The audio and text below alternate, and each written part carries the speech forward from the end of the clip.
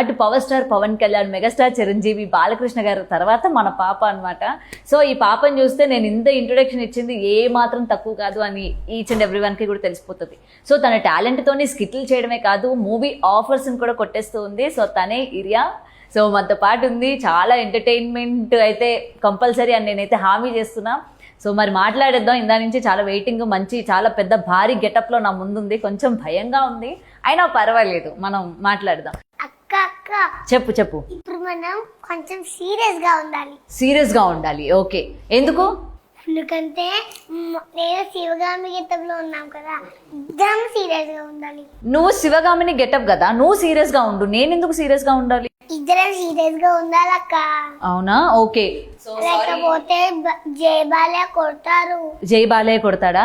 ఏం కొట్టాడు? నేను జై బాలయ్యకి ఫ్యాన్ కదా, చెప్పుకుంటాను నేను వెళ్ళి. కొడతారు అక్క, అందుకని సీరియస్ గా ఉందాం మనం. యా, సీరియస్గా ఉందాం. రైట్, అయితే నిన్ను నేను ఇరియా అని పిలవను, శివగామిని అని పిలుస్తా. Okay okay done. Right, Sivagami గారు ఎలా ఉన్నారు? ఫస్ట్ ఆఫ్ ఆల్ బాగున్నాను. బాగున్నారు. ఈరోజు మాతో ఇంటర్వ్యూకి ఇలా కూర్చున్నారు, ఏమనిపిస్తుంది మీకు? చాలా బాగా అనిపిస్తుందండి. చాలా బాగా అనిపిస్తుంది. Okay, so first of all మీకు ఇంత టాలెంట్ ఎక్కడి నుంచి వచ్చిందండి ఇంత చిన్న వయసులోని? మా అమ్మ నేర్పించింది.